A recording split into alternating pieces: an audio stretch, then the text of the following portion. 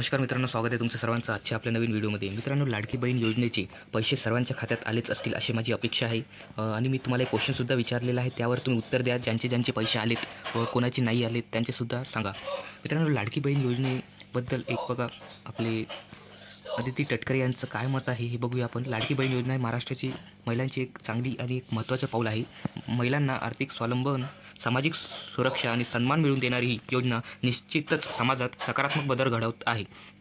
3,000 रुपये बघा, 3,000 रुपयांचा विशेष हप्ता महिला दिनाच्या औचित्याने महिलांच्या योगदानाला मान्यता देणारा ठरला आहे. मित्रांनो, महिला दिनाच्या निमित्ताने व लाडकी बहीण या निमित्ताने तुम्हाला हा जो हप्ता आहे 3,000 रुपये इथे मिळालेला आहे. 7 तारखेलाच हा हप्ता तुमच्या खात्यात जमा झालेला आहे.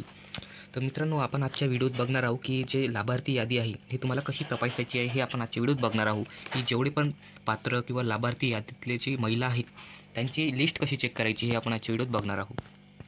लाडकी बहीण योजनेच्या लाभार्थी यादीत आपले नाव आहे की नाही हे तपासण्यासाठी तुम्हाला सर्वप्रथम इथं काय करायचं आहे बघा.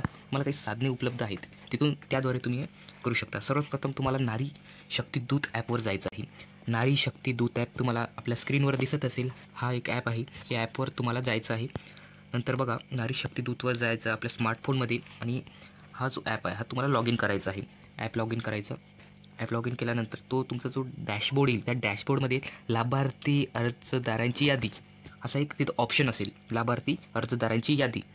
या ऑप्शनवर तुम्हाला इथे त्या बटनावर तुम्हाला क्लिक करायचं आहे आणि आपले नाव, गाव, ब्लॉक, तालुका निवडायचा आहे. त्याच्यात तुम्हाला ते आपल्या लिस्टमध्ये नाव, गाव आणि तालुका, गावाचं नाव, ब्लॉक व तालुका इथे निवडायचं आहे.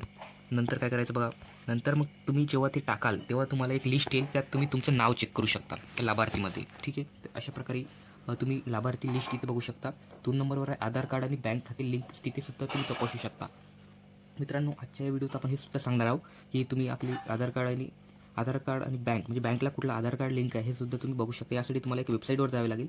myAadhar.uidai.gov.in या वेबसाईटवर जायचं आहे तुम्हाला.